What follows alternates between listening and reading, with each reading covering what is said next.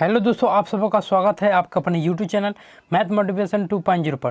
दोस्तों आज है 17 फरवरी का एग्ज़ाम जो साइंस का हुआ है। दोस्तों आज की इस वीडियो में दोस्तों जो मेरे पास सेट एफ है, तो दोस्तों इस वीडियो में आंसर की देखेंगे हर एक क्वेश्चन का। तो चलिए आज की इस वीडियो को शुरू करते हैं। और मेरे पास सेट एफ है और साइंस यानी विज्ञान जो फर्स्ट सीटिंग में एग्ज़ाम हुआ है उसका आंसर की इस वीडियो में लिए हैं। तो चलिए आज की इस वीडियो को शुरू करते हैं। तो आप फर्स्ट नंबर आपका क्वेश्चन दिखेगा स्क्रीन पे। चलिए आपका ये रहा पहला नंबर क्वेश्चन। पहला क्वेश्चन है विद्युत चुम्बक बनाने के लिए किस पदार्थ के क्षण का उपयोग होता है। तो आपका हो जाएगा आंसर सी यानी नरम लोहा। चलिए आते हैं अगले क्वेश्चन की ओर। आपका अगला क्वेश्चन है जब किसी चालक तार से विद्युत धारा प्रवाहित होती है तो गतिशील कण होते हैं। तो आपका हो जाएगा इलेक्ट्रॉन यानी डी आंसर हो जाएगा। अगला क्वेश्चन है आपका ओम का नियम है। तो ओम का नियम V बराबर IR² होता है। तो V बराबर IR होता है।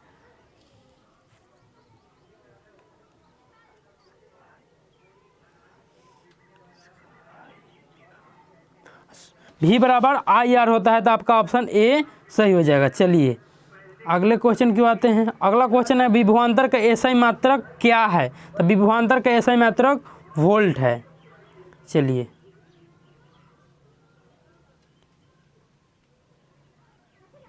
अगला क्वेश्चन आपका है। अगले क्वेश्चन क्यों आइए देखिए अमीटर का प्रतिरोध है। अमीटर का प्रतिरोध है बहुत छोटा यानी ऑप्शन सी आपका सही हो जाएगा। 5 का सी हो जाएगा। अगला क्वेश्चन है आपका विद्युत बल का फिलामेंट निम्न में से किस धातु का बना होता है। तो आपका टंगस्टन डी आंसर सही होगा। चलिए अगले क्वेश्चन की ओर। अगला क्वेश्चन है आपका रिओस्टेट का उद्देश्य क्या है। आपका हो जाएगा धारा का परिणाम में वृद्धि या कमी यानी सी आंसर सही होगा आपका। चलिए अगले क्वेश्चन की ओर आते हैं विद्युत आवेश का एसआई मात्रक क्या है। तो विद्युत आवेश का एसआई मात्रक कूलम यानी डी आंसर सही होगा। अगला क्वेश्चन है आपका बुझा हुआ चूना। अगला क्वेश्चन है आपका बुझा हुआ चूना है। तो बुझा हुआ चूना यानी CaO कैल्शियम ऑक्साइड। आपका बी आंसर सही होगा। अगला क्वेश्चन है 10 नंबर निम्न में कौन भस्म नहीं है यानी वो भस्म नहीं यानी क्या अम्ल है यानी NaCl आपका हो जाएगा। चलिए नेक्स्ट क्वेश्चन क्यों आते हैं जस्ता का अयस्क है। तो जस्ता का अयस्क जिंक ब्लेंड यानी बी आंसर सही होगा आपका। चलिए चलते हैं नेक्स्ट क्वेश्चन की ओर। अगला है मिथेनोइक अम्ल सामान्य नाम है। मिथेनोइक अम्ल का सामान्य नाम है।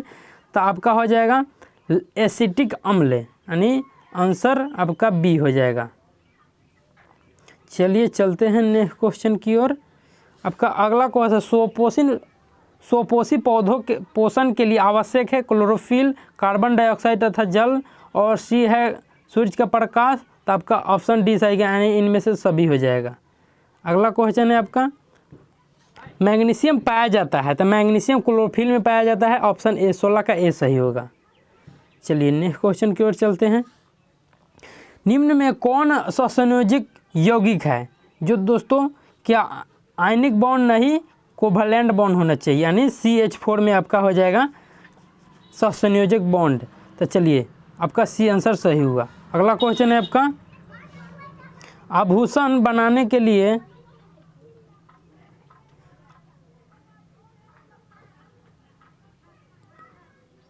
आभूषण बनाने वाला सोना होता है। आभूषण बनने वाला आभूषण होता है 24 कैरेट का होता है। जो आपका आंसर सही हो जाएगा। ए आंसर सही हो जाएगा। चलिए नेक्स्ट क्वेश्चन की ओर चलते हैं।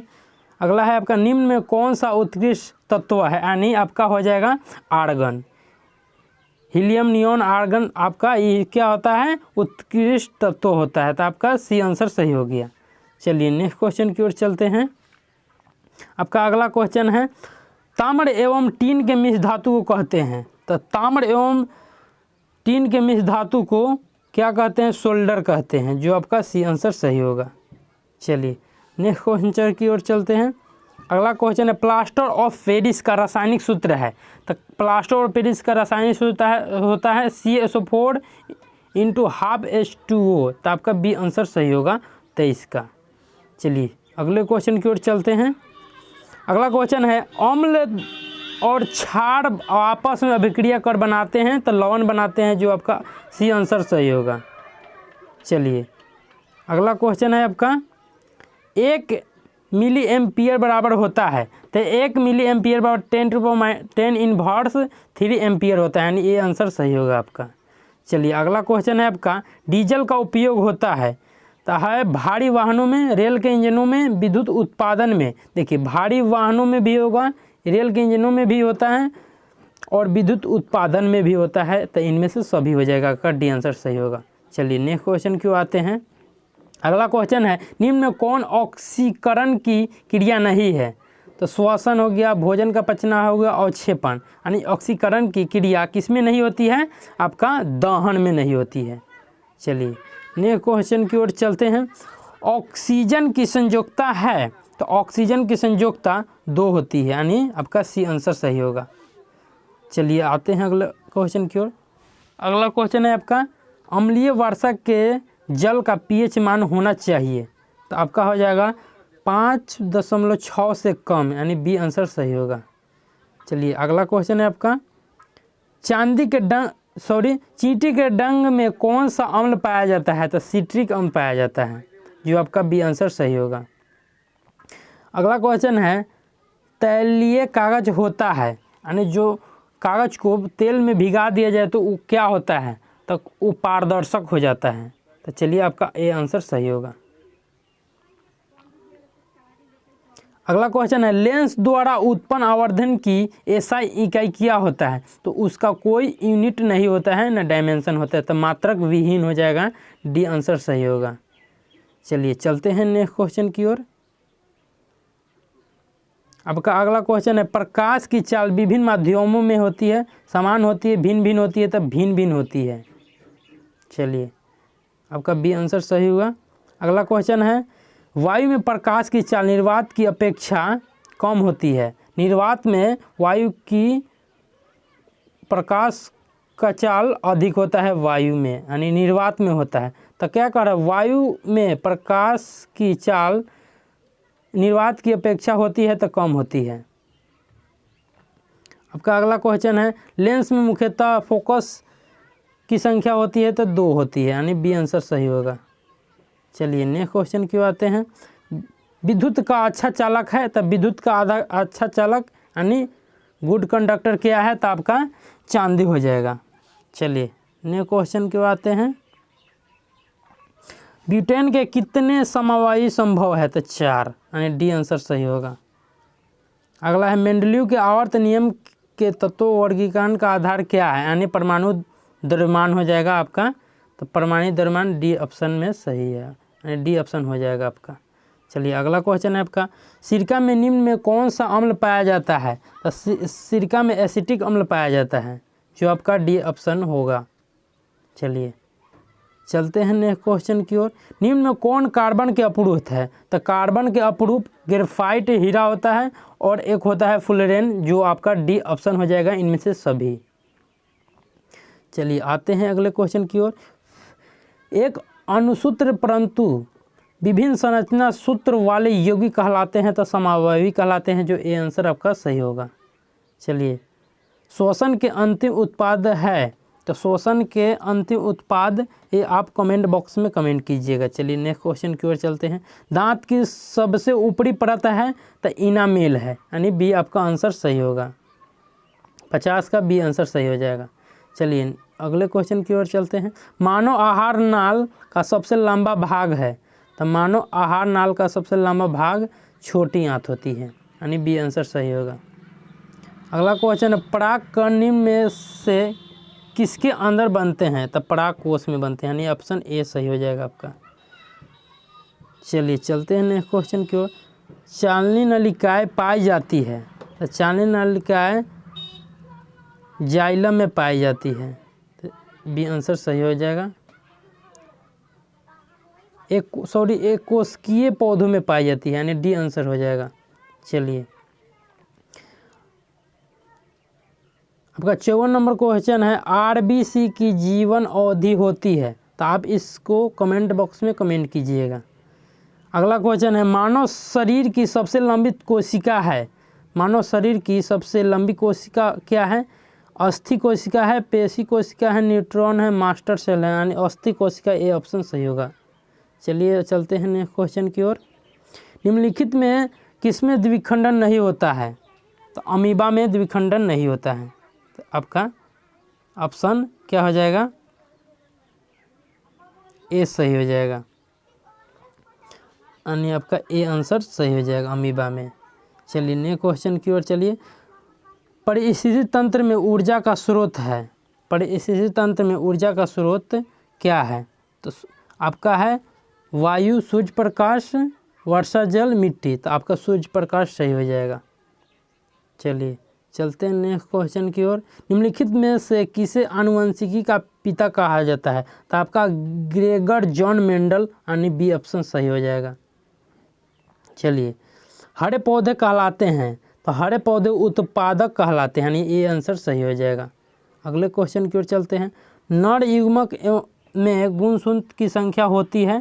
तो नर युग्मक में गुणसूत्र की संख्या 23 होती है। चलिए नेक्स्ट क्वेश्चन की ओर चलते हैं। ओजोन परत पाई जाती है। तो स्ट्रोस्फियर में पाई जाती है, यानी ऑप्शन ए सही होगा। अगला क्वेश्चन है आपका, दाढ़ी बनाने के लिए कौन सा दर्पण प्रयुक्त होता है? तो ये आपका ऑप्शन सी होगा। जो दोस्तों हम गेस क्वेश्चन कराए थे आपका, उसमें एक क्वेश्चन शामिल था जो आपका यहाँ पे आ चुका है, और पीछे बता दिए उस समय से भी बहुत क्वेश्चन था। चलिए नेक्स्ट क्वेश्चन की ओर चलते हैं। श्वेत प्रकाश वर्णक्रम में किस रंग की किरण का विचलन अधिक होता है? यानी बैगनी, यानी डी आंसर सही हो जाएगा। चलिए चलते हैं नेक्स्ट क्वेश्चन की ओर। समतल दर्पण की फोकस दूरी होती है। तो समतल दर्पण की फोकस दूरी आप कमेंट बॉक्स में कमेंट कीजिएगा। चलिए अगले क्वेश्चन की ओर चलते हैं।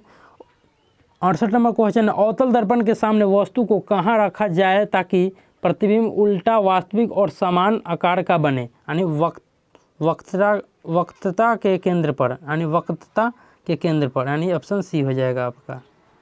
चलिए अगला क्वेश्चन है आपका, तारे के टिमटिमाने का कारण है वायुमंडलीय अपवर्तन के कारण है, यानी सी ऑप्शन सही हो जाएगा आपका। चलिए अगला क्वेश्चन है आपका, मानव नेत्र के लिए दृष्टि का अस्तित्व होता है?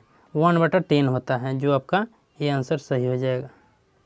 चलिए अगला क्वेश्चन है आपका, उत्तल दर्पण से बना काल्पनिक प्रतिबिंब होता है उल्टा एवं आवर्धित होता है उत्तल दर्पण में। अवतल दर्पण में सीधा एवं आवर्धित होगा। तो चलिए बी आंसर सही होगा। अगला क्वेश्चन है आपका, ये भी हम क्वेश्चन बताए हुए हैं। अवतल लेंस का आवर्धन बराबर होता है, यानी अवतल लेंस का आवर्धन बराबर होता है, क्या होता है? U/V होता है। चलिए आपका सी आंसर सही हो गया। अगला क्वेश्चन है आपका, निम्नलिखित में कौन सा संवहन उत्तक है? तो आपका डी आंसर हो जाएगा, जाइलम एवं फ्लोएम। चलिए अगला क्वेश्चन है आपका, प्रोटोजोआ उत्सर्जित पदार्थ का निष्कासन कैसे करता है? प्रासरण द्वारा, विसरण द्वारा, अवशोषण द्वारा, निष्कासन द्वारा। तो प्रोटोजोआ उत्सर्जित पदार्थों का निष्कासन विसरण द्वारा करता है। तो आपका बी आंसर सही हो जाएगा। चलिए नेक्स्ट क्वेश्चन की ओर चलते हैं। मनुष्य के शरीर की सबसे बड़ी ग्रंथि यकृत होगी, यानी डी आंसर सही हो जाएगा। चलिए अगला क्वेश्चन है आपका, शरीर का संतुलन बनाए रखता है, शरीर का संतुलन बनाए रखता है सेरिब्रम, यानी आपका डी आंसर सही हो जाएगा। चलिए आपका अगला क्वेश्चन है, किशोरावस्था में होने वाले शारीरिक परिवर्तन का कारण है? तो आपका ए और बी दोनों हो जाएगा, यानी डी ऑप्शन सही हो जाएगा। मानव हृदय में कितने कोष्ठ होते हैं? ये भी हम कराए हैं, 4 होते हैं। चलिए अगला क्वेश्चन है आपका, रक्त क्या है? तो रक्त क्या है? रक्त कोशिका है, ऊतक है, पदार्थ है, इनमें से कोई नहीं, यानी 4 ऑप्शन दिया गया है। तो